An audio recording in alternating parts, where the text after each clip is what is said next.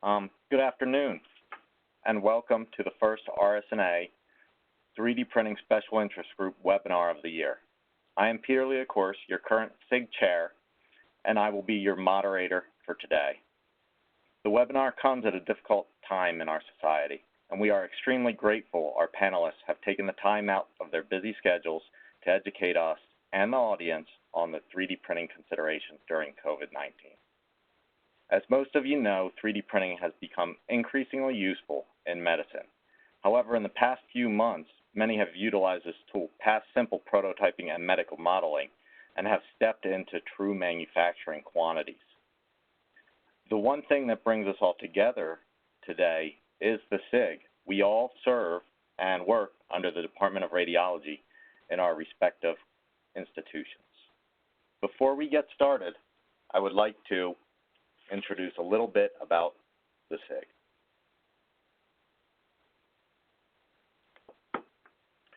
So the SIG is a special interest group for 3D printing within RSNA. It's really a nice collaboration of people, and we promote the highest quality,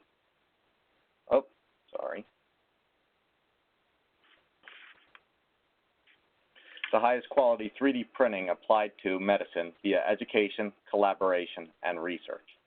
The SIG will focus on maintaining a prominent role for radiologists in the diverse and growing specialty. The group will also seek to provide physicians and allied health scientists with the optimal education and research programs. So this is a website you see on your left-hand side. Right now we're over 450 members. To become a member, you have to join RSNA first, and then once you're a member of RSNA, you can become a member of the SIG for a very small fee.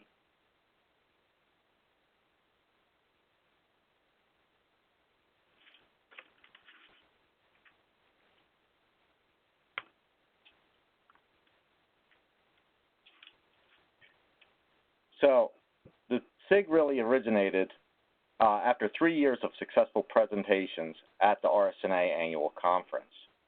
After 3 years of presentations, our founder, Dr. Frank Ribicki, worked with a lot of the current SIG members and future leadership to create the SIG. That time, when the SIG first started, Frank was our first chair, followed by Jane Matsumoto, Jay Morris, Bill Wiedock, and then it's me, Peter Liacouras, and now our current leadership committee has a vice chair of Adnan Sheikh, secretaries Andy Christensen, treasurers Nicole Wake, and our liaison to RSNA is Ken Wang. Over the years, we've done a lot in a small amount of time, we feel, for the progression of 3D printing within medicine. One of the principal goals of our organization and the purpose of the first paper seen on this slide was to provide guidance and towards consistent and safe use of 3D printing for medical images in a healthcare facility. So the first article we published as the SIG was Guidelines for Medical 3D Printing and Appropriateness for Clinical Scenarios. Over the several more years, we've had a joint meeting with the FDA, and we've collaborated with ACR to produce a 3D printing registry. This registry will support those Category 3 codes that are out there for medical models and allow a path towards reimbursement. We also have active work groups in quality assurance, regulatory, and education.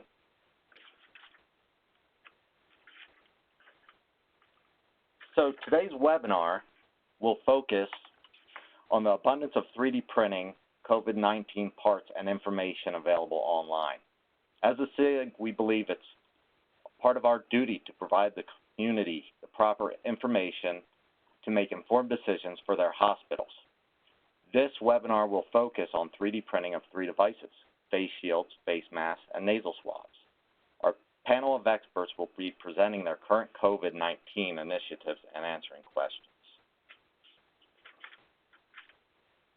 So today, our panel includes Dr. Nicole Wake, who is the director of the 3D Imaging at Montefiore Medical Center, Albert Einstein College of Medicine.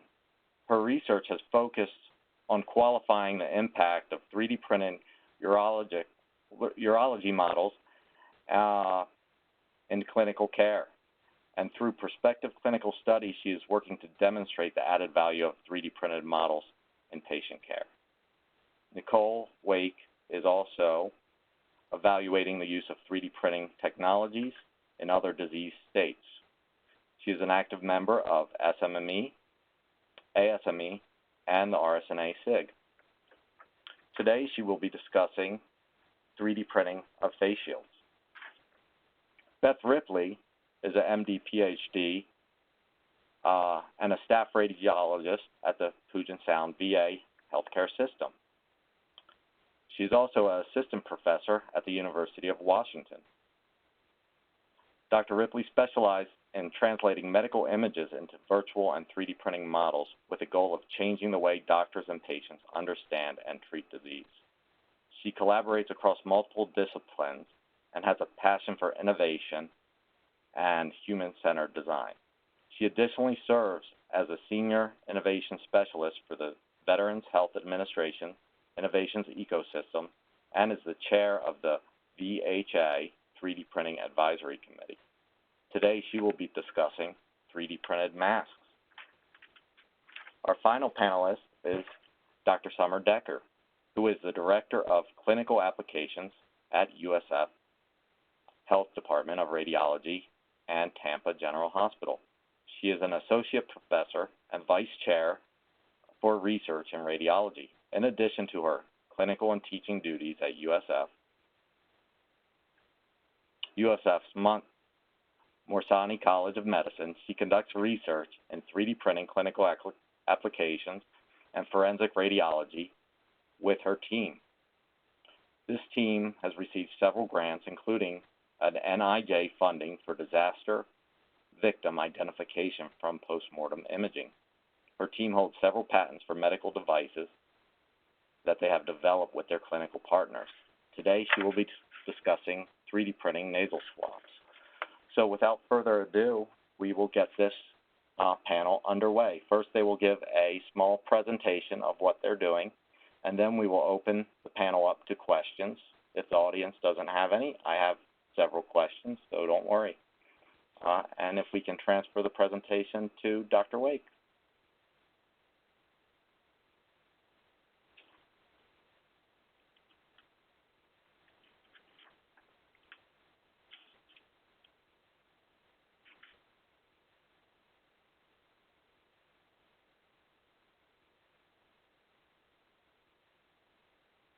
Hi, everyone, and thank you for having me. Today, I'll be sharing my experience on 3D printed face shield holders over the last month during the height of the COVID pandemic here in New York. These are my disclosures. Note that any trade names used today will just be to tell the story at hand. And I wanted to start out with the COVID timeline, which I'm sure everyone is familiar with. This starting in China in late December, linked to the a Wuhan seafood wholesale market, although recent evidence suggests that maybe it started earlier than that in November of 2019.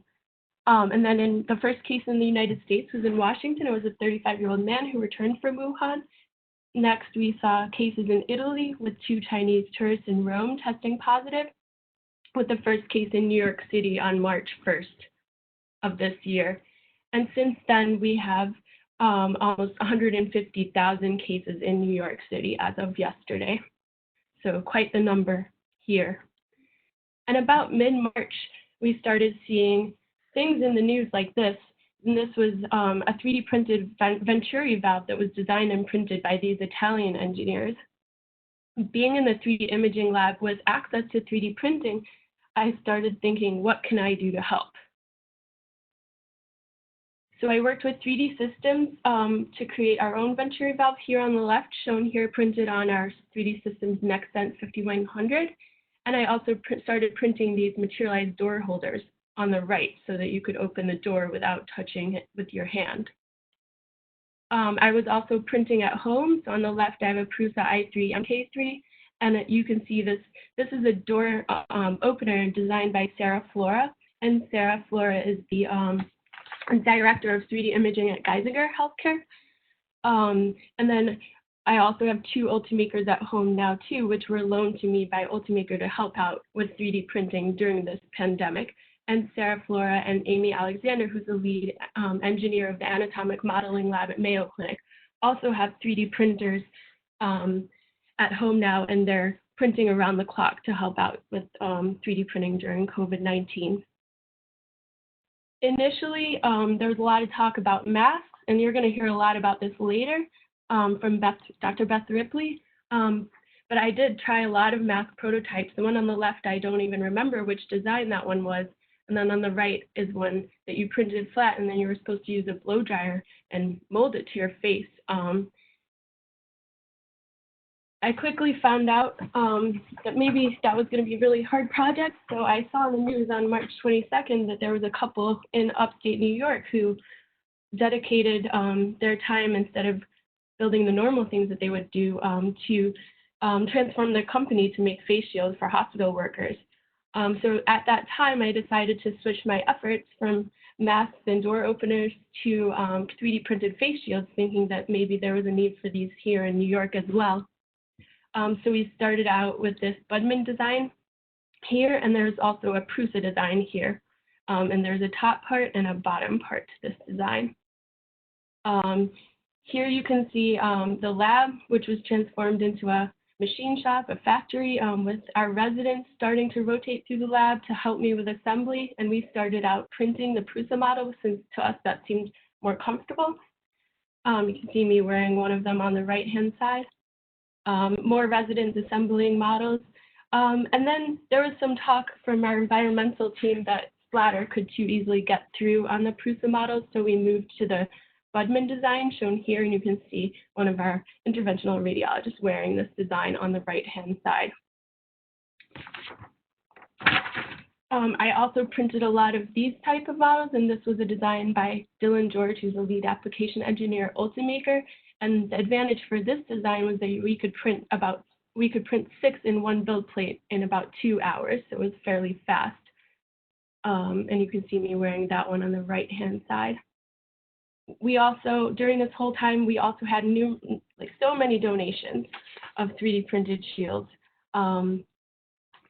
shields from all over. So on the left-hand side here, these were some from 3D Systems, from Stratasys, and then from Carbon here. So many, many shields. We were even assembling shields at home, and these are the Verkstand design, and this is one I'm printing currently on our Ultimakers, and got a lot of donations from Ultimaker and Matter Hackers and a lot of others. This is one of our residents, Leia, assembling at home. Another one of our residents, Juan Chen, and her husband were helping assemble at home in their spare time, and you can see them wearing the Prusa design and the Budman design. And this was just a constant effort. People found out we were making these and would come to the lab and ask for shields when they found out they were going to see a patient with COVID. We started delivering shields to many departments, such as medicine, critical care, emergency medicine. We delivered boxes to the emergency departments, to CCUs, to ICUs, and many floors within the hospital network, and even handed out shields shown here at the right entrance. When you enter the hospital, they're giving out scrubs to the workers and masks. They're also now giving out the 3D printed face shields to anyone who needs one. These are some of our numbers. So we started out, week 1 was March 23rd here, printing 77 in-house, going up to a peak of 254 the week of April 6th. And that correlates well with the curve we're seeing here in New York. And then we also got a lot of donations, not so many, none in that first week, but then they started pouring in, and they're continuing to pour in with a grand total of close to 6,000 shields. So really impressive numbers of 3D printed shields. And this is what our 3D printed face shield distribution currently looks out. So it started out, again, low on March 23rd, going up to a peak of 1,427 in the week of April 6th. Down a little next week. We think possibly that's because people are actually washing and reusing those. And we did get instructions for cleaning from our environmental safety department. So recommended cleaning was with at least 70% isopropyl alcohol for 60 seconds. And then we have various types of wipes within the hospital and different number of minutes depending on which wipes were available. And then it must be noted that the carbon shields, because they have little crevices in them, it was recommended that these are actually put in water or put in a bath, not just wiped down, to make sure that you're getting everything out of all the different cavities. I'm also printing around the clock at home these Budman style designs for NYU, which is where I did my PhD, and I'm now an adjunct instructor of radiology. And you can see here, this is Ryan Brown, and he works at the Center for Imaging Innovation and Research, where I did my PhD, and he's also printing around the clock on the Fortis 360 MC that we have there in our RF lab. And I think together we've printed and delivered about 1,000 of these to NYU. And this 3D printing effort at NYU is being led by Timothy Leonette, shown here, wearing one of these shields. And this is what the NYU assembly looks like. So places all over New York, I know all over the country, are really in need of these and making these. And I'd like to end with a little video, and this is something that Montefiore made for me. So I'm just going to play this. It's a really short video showing what it's been like over the last few months, or last month.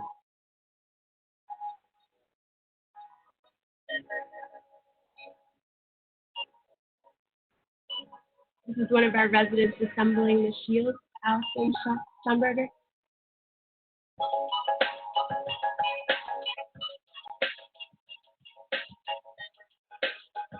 Use some mask straps on the side so they can help.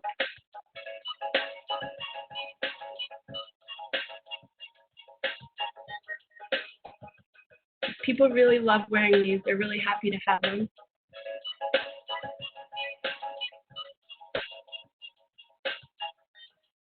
So we're continuing to make shields around the clock and distribute them. I think we're close to 5,000 now. And I want to thank everybody who helped with this effort with printing and assembly. I take questions at the end, and I think we can transition to Dr. Beth Ripley next. Thank you.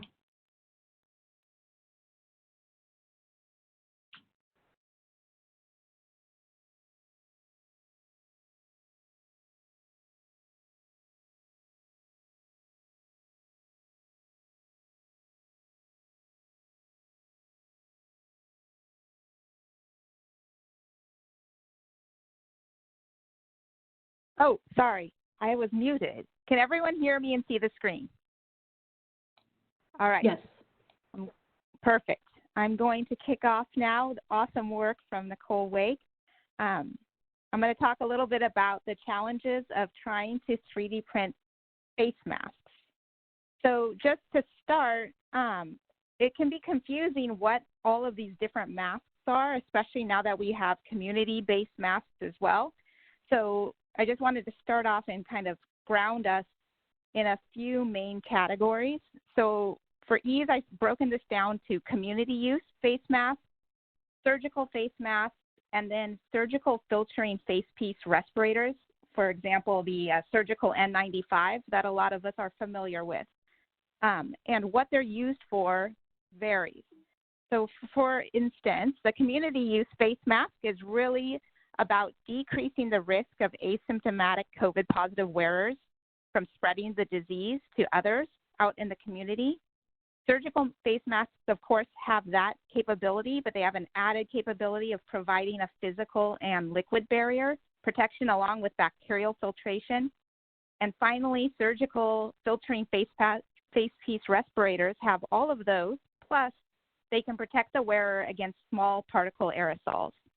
So if we break this down a little bit further, there's some important differences. So community use masks do not have liquid barrier protection, whereas surgical and N95s do. Neither the community or surgical face masks will protect against aerosolized viruses, but an N95 will. And then finally, for us within the 3D printing space, community face masks can be made by manufacturers that are not CGMP or equivalent certified, but the surgical face masks and the N95s require that. And if you look at the bottom, again, just to reiterate, the community face masks, they're not a medical device, so requirements of FDA do not apply to them. whereas surgical face masks fall under FDA, and N95 actually falls under NIOSH and FDA. So many of you have probably seen the 3D print exchange. This was set up as an interagency agreement to try to vet all of those great designs out in the community and figure out which ones adhere to the FDA guidelines and seemed most applicable for community use. There's 494 total submissions to that site as of today. 21 designs have been successfully evaluated, and of that, there are 5 masks.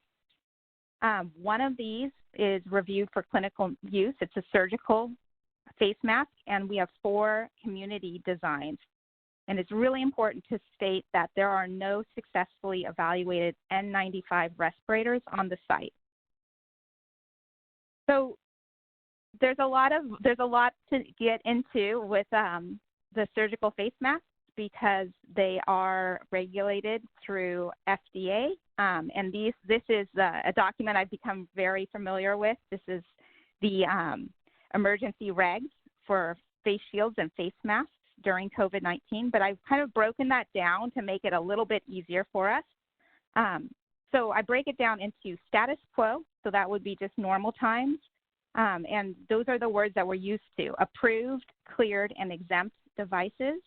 But for the purposes of COVID-19, really what we're talking about are just 2 choices. You can have an emergency use authorization for a medium or high risk device. That would be an authorized device that applies to N95. But when we're talking about medium and low risk, we're just trying to meet the FDA standards under existing regulations. And so that's what you're seeing on the NIH site. So what does that mean? Well, we learned early on that some of the ASTM standards that you normally have to meet are tests that take months to get back, and we don't have that kind of time. So we had to work really hard to understand what the risks were and how we could best mitigate them and how we could sort of swap in things to address those risks. And there are 5 main risks that you want to address through 5 standards. So one, I call it breathability. Really, it's just the ability, the change of pressure across a mask. You want to be able to breathe when you're wearing a mask. And so we've since got to the point where we can do the actual test, but we also wanted to do functional testing. So we did things like 2 minutes of high quality CPR or running up and down the stairs to see if you could still breathe. Liquid barrier protection was really important. So we spent a lot of time trying to figure out how to make synthetic blood. And we actually just shoot blood at different filters and different masks to make sure that it can't get through. Again, synthetic. Flammability. It's easy as setting things on fire. What I haven't pictured here is bacterial filtration efficiency and particulate filtration efficiency, which also matters. As Nicole said, there are a lot of masks out there, but as we started printing them, we were having a lot of trouble finding ones that could meet those standards. So we decided to design our own. And this is sort of the early phases of this design where we started with scanning one of our engineers' face. This is Chris Richburg that's pictured on the top, and he's really the designer, creator, and mastermind behind the mask. And we rapidly scaled up, brought in a lot of users, surgeons, radiologists early on to give us feedback, which resulted in a mask that we felt was sufficient and had matched all the criteria we needed by April 1st. But we're far from done. There are a lot of challenges in this space that we still need to address.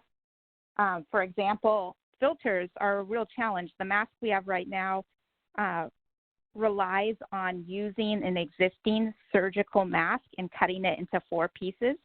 So you end up with 4 masks for the price of 1, but that is non-ideal. So we're actively looking for filters. But again, the filter challenge comes down to the 2 of the standards. 1, you need to be able to breathe through it, and 2, it needs to be able to provide liquid barrier protection. So that is an active search that many groups across the country and probably the world are working on. There's also the face fit challenge. When you have a cloth mask, there's a lot more give give with that and, you know, room for a better fit. But when something's hard, like a 3D printed mask, it can be more challenging. So these are some of the NIOSH faces that we've been working to try to understand and fit better. And then there's the usability challenge. So these are some of our surgeons at VA Puget Sound who graciously tested out this mask. Dr. Porter in the middle actually wore one of the masks into surgery, and he made it a couple hours and then said, you know, you could make this a little bit easier to breathe through. So we are working on a V2 right now to address that with filters. As Nicole said, a lot of people go into this, and this is just some of the people that have worked on the mask and testing, et cetera, ranging from hospitals to industry to community partners and more. And I will end with that.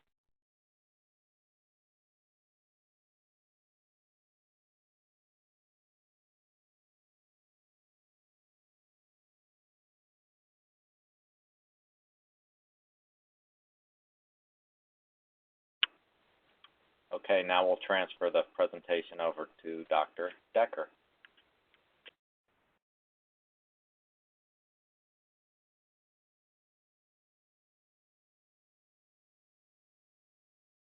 All right.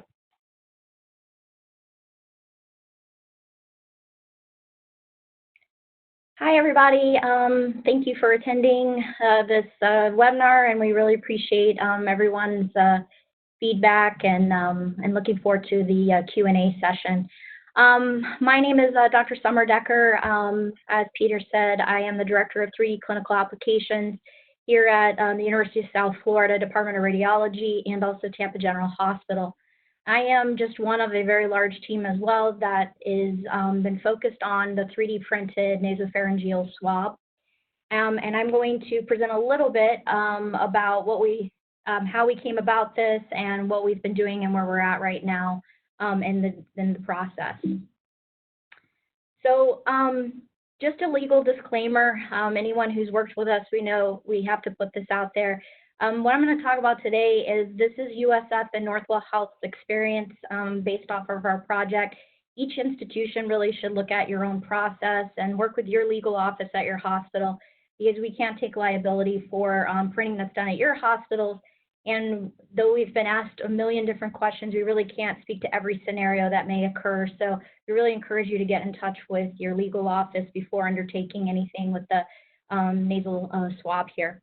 The nasal swab is patent protected as of right now, and USF grants the recipients of our design files permission to print and use the swabs for non-commercial purposes until April 15th, 2021. I have no financial disclosures. I am going to discuss a non-commercial agreement we have with Form Labs in this presentation, and I'm on the Stratasys Hospital Steering Committee. So, as many of you guys have probably heard, COVID is obviously rampant across the country, and part of the big problem with the medical response is that we haven't had the ability to do enough testing. You hear the politicians talking about it and the public health and the physicians. Everyone's talking about being able to ramp up testing. But the problem with that is that there are multiple parts or multiple components to the actual testing kit. And despite everyone thinking, many people think it's just the testing swab because that's the one you hear a lot about, there's actually a test tube which holds a viral transport media that goes in addition to the nasopharyngeal swab. Now, most places the test tubes are available for this testing kit. The viral transport media, depending where you're located, there are some shortages. Our institution had a shortage, so we were able to make in-house our own transport media using the World Health Organization recipe. The problem with the nasopharyngeal swab is that they are actually produced in northern Italy, and the other location is in China. And so there was immediately a global supply chain disruption when COVID took off in Asia and Europe that made it very difficult for the U.S. to be able to respond. These are examples of the testing kit here. This is two different sizes. If you noticed, you have a flocked swab tip here, and I want to point that out before we move on to our design. So we've been asked, how did this project project come together. Back on, I think, March 15th, I actually sent something to the 3D SIG discussion board saying we're hearing some stuff about 3D printing coming out and being able to help with the COVID response. And what do you guys think about that? So we were keeping an eye out for where we might be able to help and where we might be able to fill in. Because our hospital was open still for trauma cases, we were actually in the hospital dealing with a trauma case that next day. And while we were handing off the 3D print to surgery, we were informed by the dean of our medical school that there was a international and national shortage of this nasal swab, and our hospital had a shortage of it. And would it be possible to look at the potential for 3D printing to address that concern? So that's actually where the idea came from, and we immediately went to work on looking at a design. And I'll show you more on the design. And then once we came up with a design, we really did try to follow what the traditional nasal swab had. Once we went to design, we went to the bench lab, and I'll talk a little bit more about our IRB and the multi-site clinical trial. We also, in the course of this, we reached out early in the design stages to Northwell Health. Northwell Health, Dr. Todd Goldstein, who is one of the SIG members as well. And that first week we reached out to him because their hospital was having a shortage as well. And we, myself, Jonathan Ford, our engineers, and Todd all worked together on this. So when we went to bench lab testing, we started looking at how we could modify the design and then move towards clinical trials.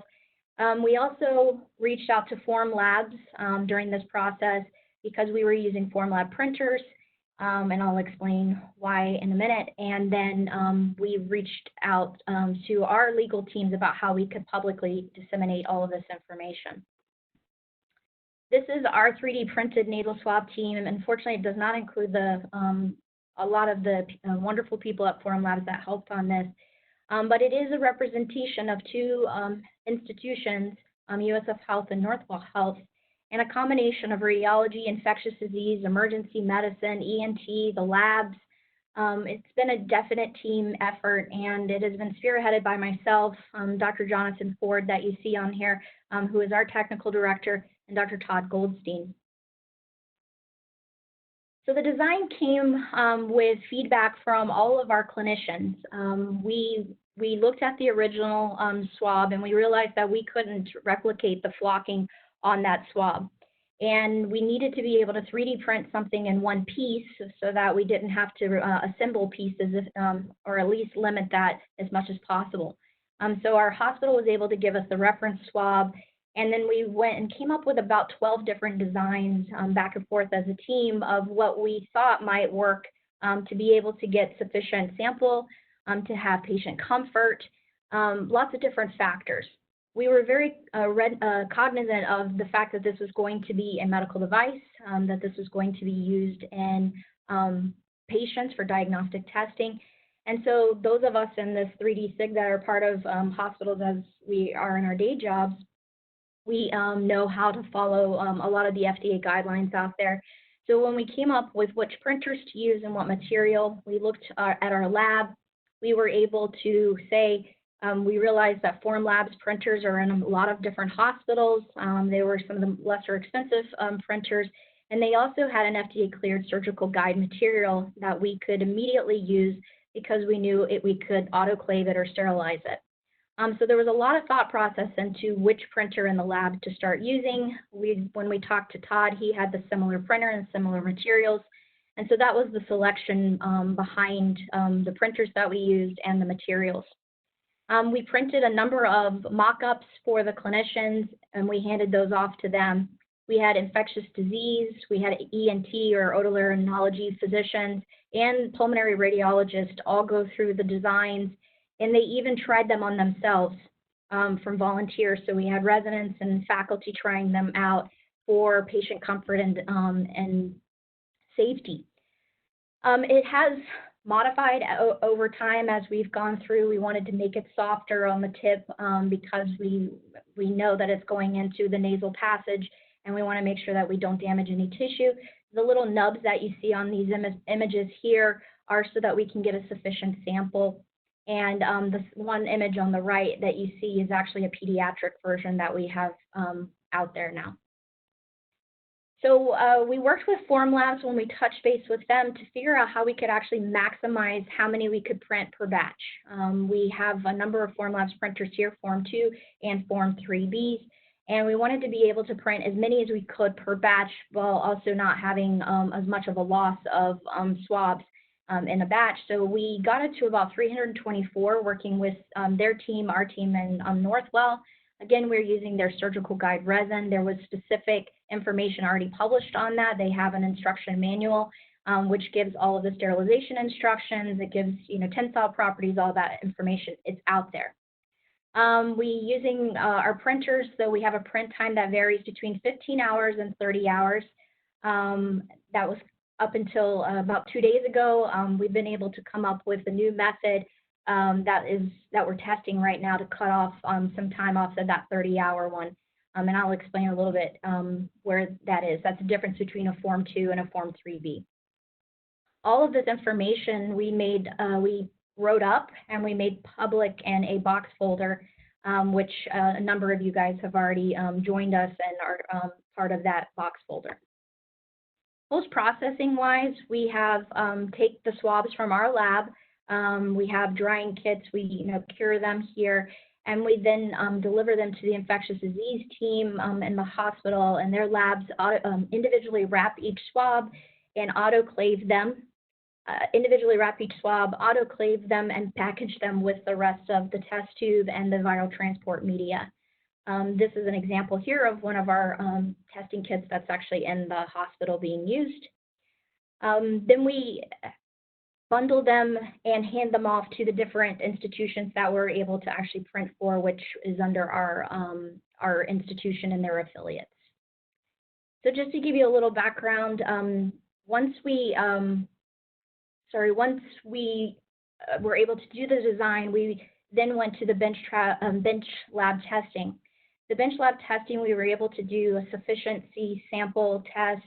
We did a 24-hour viral load test using respiratory viruses. We did a 3-day test. We did about a week of different testing. All of that research came back from the virologist lab, and we felt comfortable moving forward. The 3D printed swab actually performed as well, if not better, in some areas as the standard of care swab. Because of the shortages that we're having at our hospitals, we quickly moved to a clinical trial. We made the IRB, the institutional review for our hospital that we wrote. We actually moved it to WIRB, which is Western IRB. It's a national IRB.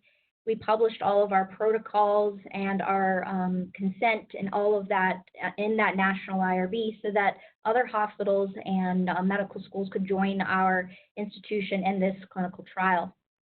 To date, we have 2 of the centers have our results back, and that is Northwell and USF Tampa General. And here you can see some of the data from that where we have a synthetic swab versus the 3D printed swab. So all of our clinical trials, we tested against the traditional swab and the 3D printed swab at the same patient. The N is about 120 with 113 out of 120 agreement, so about 94% agreement. You can see the rest of the results here. We had 54 positives for COVID, and the thresholds for the CT were statistically the same. So what we have found over both sites and very similar data was that the 3D printed swab was as good as the synthetic or the traditional standard of care swab.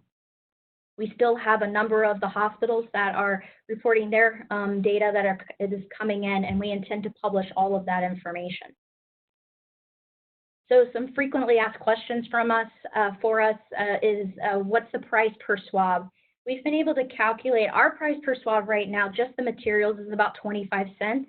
That's not counting, of course, our labor and other resources.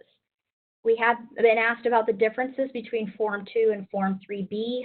Formlabs, if they're on here, can perhaps speak to some of the mechanical differences, but we have found that there are differences in how they are printing and that the Form 2 currently is printing faster than the Form 3. However, they have provided some new information in the last day or so that will actually bring that time down. The sterilization that we're doing in the bench lab and also in the hospital, was following all of the material guidelines from Form Labs, and we tested those and allowed our microbiology team and virology team to make any recommendations. They have felt comfortable with that, and we have published their suggestions, their guidelines in our box folder. Another question we get asked is, how do you store them? We store them in a dark location until they're actually used and handed off. We are currently using 30 days as an expiration date. That is per Form Labs and their instructions for use. But this is an evolving process, so information we're testing as we go along. And so this is information that we will keep posting regularly to the box. They are currently live in the hospitals. USF Health, our clinics have about 3,000 of them being used right now. Tampa General has 17,000 as of right now. Moffitt Cancer Center has 4,500, and Northwell Health is using about 25,000 a week. So they are live in the hospitals. We feel comfortable. In fact, we went last week to the hospital clinical committee at Tampa General Hospital. We showed them the clinical trial results, and they approved them for live use in our patients. Other questions we've been asked is, why did you guys make this public? When we came up with this idea, our intent was always to make it available to all the other hospitals. And we specifically had the 3D SIG in mind. We knew that this system that we had was in many of the 3D SIG labs, and that if we came up with something, we could share it with our colleagues, that we all meet up at RSNA and discuss how we do things. We could share it across that network alone and be in over 100 hospitals or more immediately. And so we wanted, with the full intent of actually making this public. We did file a provisional patent for it so that we could protect for any commercial interest, but we have provided that to everyone for free and all of our support. Form Labs does have a non-commercial agreement with us because we started receiving requests for millions of swabs from different agencies of the government. And obviously that falls outside of our purview as a Department of Radiology in a hospital. So we partnered with them with a non-commercial agreement, meaning they have to print at cost for them to be able to print them at their print farm that they have. So that is where the status is right now. If you have any interest, you're definitely welcome to reach out to us. I would like to thank a few people, specifically Dr. Rami Arnaud at Beth Israel Deaconess Medical Center. Early on in this conversation, we wanted to have a separate bench lab trial, and he was wonderful and has been testing a lot of different swab materials, a lot of different companies, and he was another lab that tested our swab. I'd like to thank our TGHIRB. That's our Tampa General team. They're the ones that are processing all of the different multi-site trials, partners that are coming up. And to date, we have over 25 different hospitals that are part of our trial, our clinical trial that's ongoing. And so I thank each one of those hospitals, which I know a number of them are on here right now. And a big thank you to our RSNA 3D SIG family. A number of you guys reached out to us privately and publicly to encourage us, to ask how you could help, to give suggestions. And each one of those has been definitely appreciated and taken to heart. And so we really appreciate all of the support that everyone has provided to us. And we are very grateful. And in every interview I've given, I really do credit the SIG for setting up this network so that we can have events like this right now, so that we can disseminate across teams that are credentialed to be able to do this. One of our biggest concerns was having garage printers step in, and that was because early on we started having the local elementary school offer to print swabs, and the aquarium offered to print swabs for us. And so there was a lot of legal wrangling that we had to do to make sure that we were within our purview to print at our hospital. And so being able to draw from the SIG and their expertise has been really wonderful. So I thank all of you guys for that. If you have any questions or want to become a test site, you're definitely welcome to email us at 3dclinicalapplications@usf.edu. And also, if you want swabs themselves that we cannot provide to you, definitely you can reach out to Form Labs. They are manufacturing them. Thank you.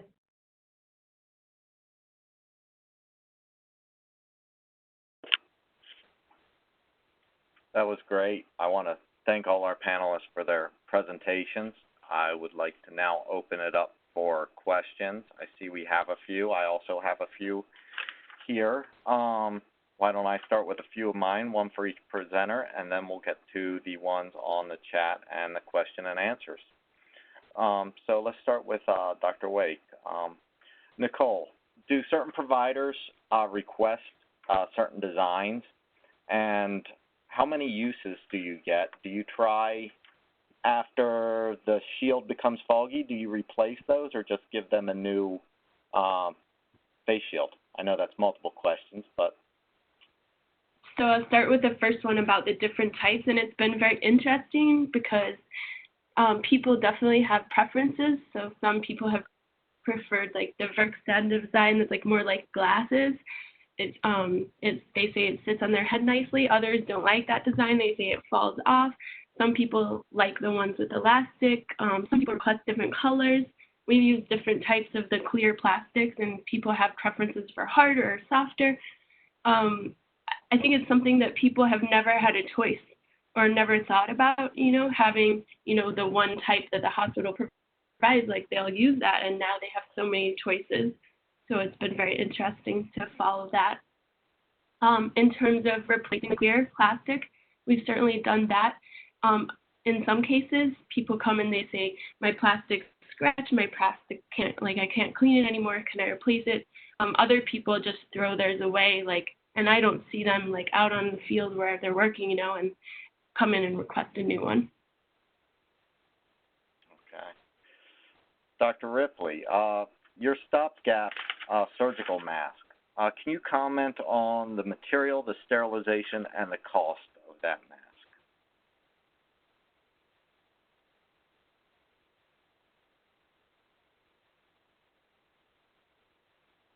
Beth, are you there?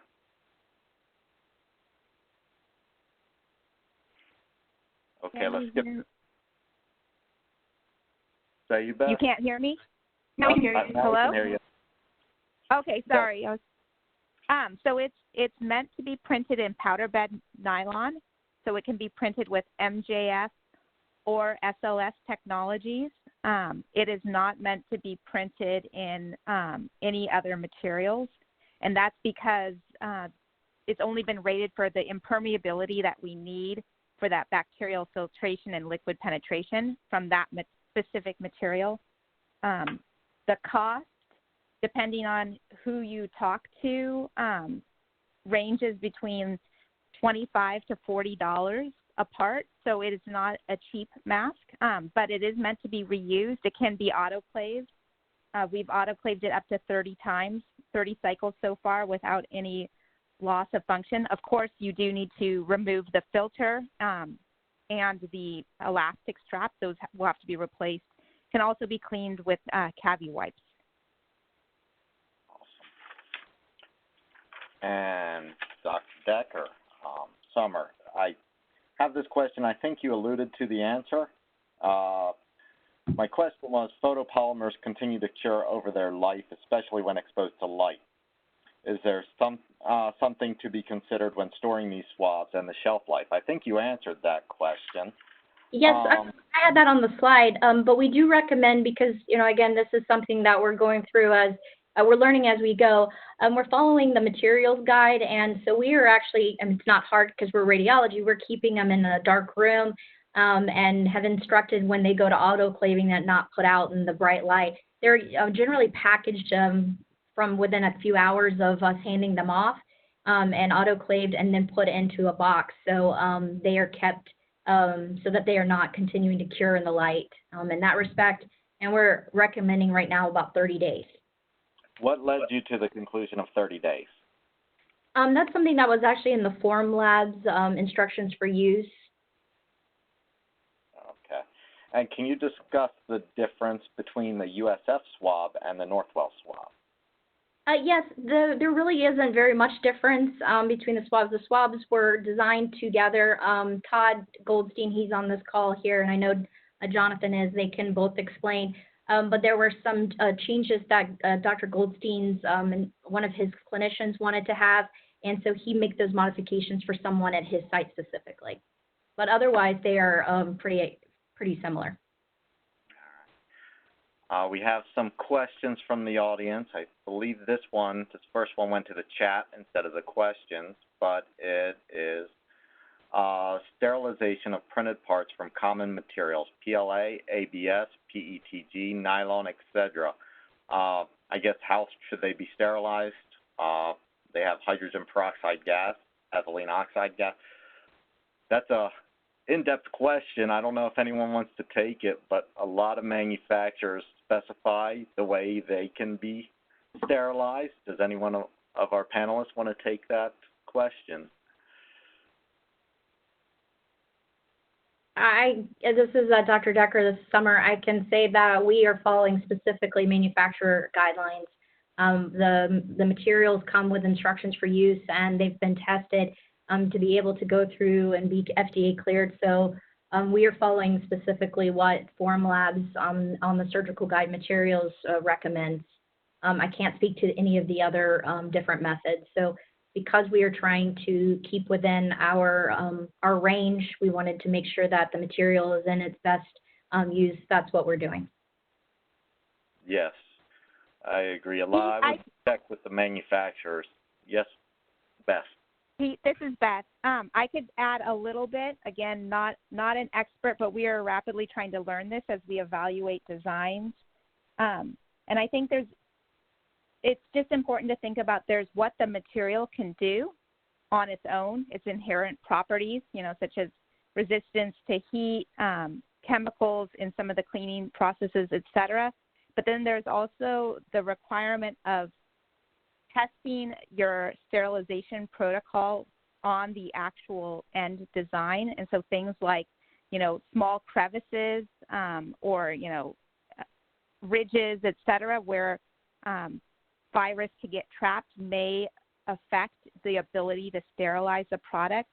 So we found, and it's challenging because you can't actually get these tests done, but I guess I just want to say there's a few parts to it. There's what the material can do, and then what the actual shape is to think about before you can jump from what the material does to the part. Yes, and I know some of these sterilization procedures, like SteerAd, can play with the surface chemistry of some of the photopolymers. So that's another thing you should consider. Another question: is there any way anyone who is doing filtration tests for masks can share this data? Beth, are you doing any filtration tests? Yes. So we are doing filtration testing within VA, and we're also trying to interface with anyone else who is doing that, including, multiple government agencies, but I think also manufacturers and other hospitals. It is our intent to share out any filtration material that passes all the tests, and we have not found one yet, but we can also, I think, share some of the lessons learned of things that don't pass. We're actively involved. I'm interested in collaborating and making that public. Yes, but no winners yet. I think there was a recent publication, too, about using surgical wrap, either neurosurgery surgical wrap for sterilization or orthopedic surgical wrap. Have you tried any of those? That's I think it's called Halcyon or Halion. I can't remember. Yes, where it fails is liquid barrier protection. So blood shoots through it. Let's put it that way. But it purportedly, we have not done the actual filtration testing ourselves, but we have seen data that it does pass for bacterial filtration and the particle filtration that you would require for surgical masks. And I believe, again, we have not confirmed this, but it's seen data that it passes at an N95 level too. But again, for us, we really wanted that liquid barrier protection, and in our hands, it did not pass. All right, if we move on to the next question, there's a question: is there any consideration for cleaning and re-sterilization of the swabs? I see Summer has already answered this, and you shouldn't sterilize them. They're single use. They also have the break point, so you break them off into your transport media, so they're definitely just Yeah, they're meant to be single use. The autoclaving, we clean them here in the lab before they go to autoclaving, but once they're autoclaved, they are definitely single use, and they're just part of that testing kit, which includes that test tube, this transport media. So it's only one patient. Otherwise, it's not a valid test. You list a couple different autoclave procedures, and can you tell us which one you're using at your facility? Asking USF? Yes. Oh, we actually follow what the hospital's autoclaving procedures are. So once we hand them off to the hospital autoclaving team, they individually package them. So they are packaged one swab per package, and then they autoclave them according to Form Labs guidelines in their autoclave processing center. Right. Let's see. Here's another question. Has surface roughness of MJF caused any issue with cleaning and sterilization validation? I would guess that's for Beth. It could be for the advanced field. Could you repeat that again? I missed part of that. The surface roughness of MJF, multi-jet fusion, has it caused any issues for cleaning and sterilization validation? Yes. So that is one of the things that our infection control teams have commented on, is that roughness. And so one thing that we've been saying with the masks is to fully immerse in soap and water and clean, in addition to wiping down with Cabo wipes. And that's also why we are interested in autoclaving. So I think there are ways to mitigate that risk, but yes, that is a known challenge. This is an interesting question, and one that was on my list too. What do you think the future of 3D printing masks and swabs look like beyond the pandemic? Are there cost benefits, legal considerations? And I'll extend that question. Do you view something that you would use some of these, especially the nasal swabs, after the pandemic's over and go for official clearance of these swabs? So I can speak on the swabs. This is Summer Decker again. That's an interesting question. When we first started this process, we were filling a supply gap, and that was our intent, to fill the supply gap. We are really trying to withhold some of our decisions on it after we get all the trials back. But as the swabs have performed as well, and in some cases better than the traditional swab, the conversation has been brought up of what do we do next, and do we continue to be able to make them. I can tell you our lab intent here at USF Health is to go back to doing our day job of radiology. We have offered our university to be able to license the design and the concept out. But I think long term, I think mass manufacturing, of course, is ideal in this regard. However, I think this situation really did illustrate the importance of point of care printing in the hospitals. We were able to move so quickly, and we've been asked, how come you guys were able to do all of this so quickly? That's because we are in the hospital and we were able to use the materials we had available to us.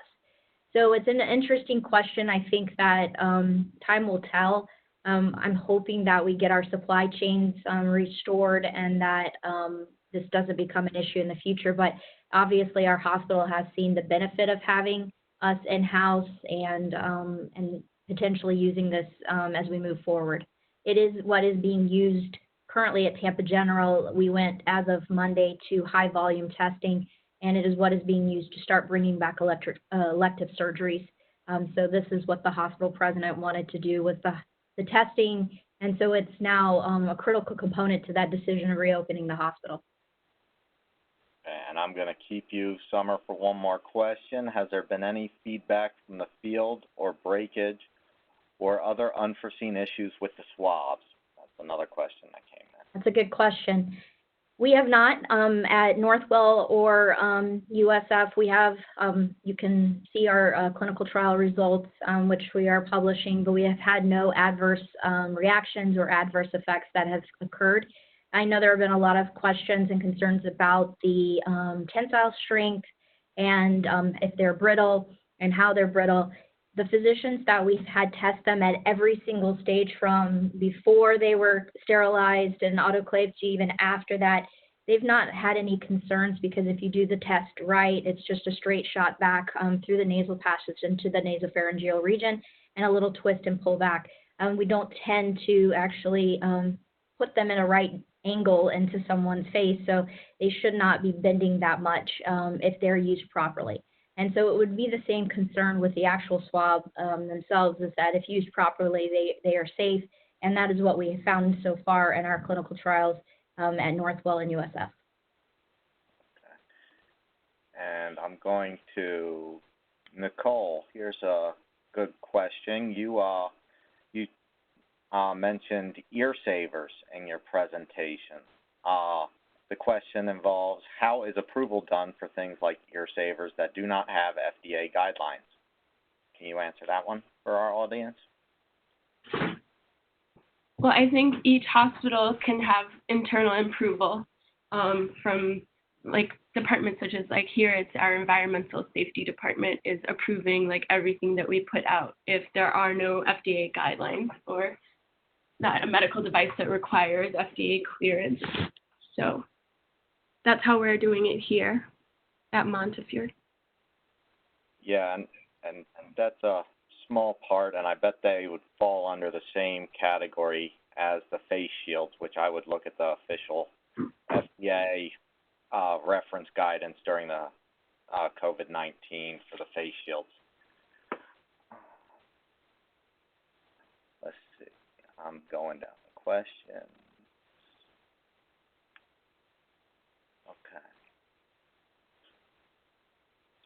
What sort of testing was done or should be done on mask filter material to confirm its effectiveness? I think Beth answered some of that, but do you have some more to add to that, Beth? Yes, so it depends on if you're looking for filtration media for a surgical face mask or for an N95. And actually, we didn't get into this, but for surgical face masks, there are 3 levels, ASTM levels.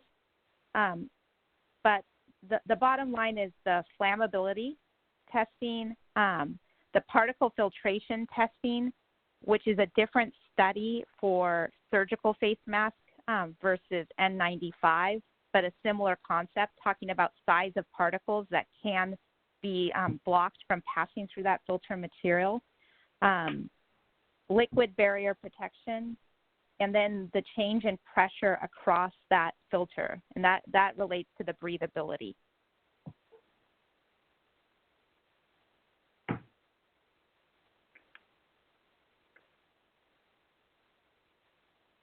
We have a comment here that there is also Formlabs Origin, Resolution Medical, and Envision Tech all offer clinically tested nasal swabs and are available too. Oh, and HP, so no one has to answer that. I'd just say the Formlabs clinical trial is based off of our clinical trial, so just to make sure that that's disclosed. Okay, I see Beth answered one on the filters.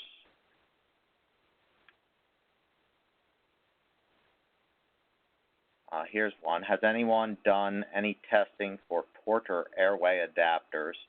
We need to have the request for pediatric needs. I'm not sure what that's. Is that referring to a mask, a ventilator, or a? Oh, this is Nicole speaking. I don't know if you're referring to like any of the valves or the splitters, but or if this is something different, to like something smaller for pediatrics. But we're gonna take all the questions and answer them, and the answers will be available online. I know we're over time now too as well. Okay. Let's end it with one last question then, and this can be for every one of our panelists.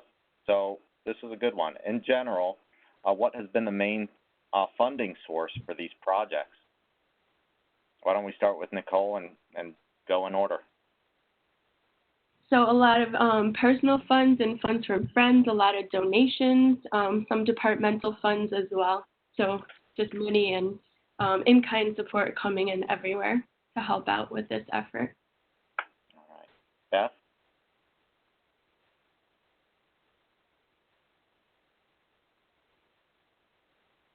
Beth, do you want to comment on the question? Okay, let's come back to Beth. Summer, do you want to comment on the question? What are the main funding sources? This is a tricky question. We've emptied out our research funds that we had for our lab to support the effort so far. We have used some of my startup funds that we had, some of Dr. Ford's startup funds. Our hope is that some of this will be reimbursed through the hospital, but to be honest, all of it has been paid for internally in the Department of Radiology up to this point. We have solicited donations from some of our radiologists who are our colleagues in the department, and they've been able to contribute some money to that as well. But it has been all internally funded to this point. And just so the audience knows, we are recording this, and we hope to have this available on the SIG website.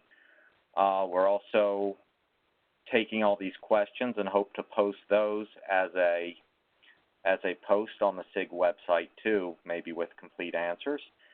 So in conclusion, first I want to thank RSNA, everyone there for helping to put this webinar on, all our SIG members and our SIG leadership committee. They did a lot of work to get this rolling so fast. I want to extend a special thanks to our panel members for agreeing to be part of the panel and educate us on a lot of the 3D printing considerations. Just because we can print everything doesn't mean we should always. And I think they did a great job in demonstrating some of those considerations. So please stay safe, healthy, social distance, practice good hygiene, and print safe. Thanks for attending.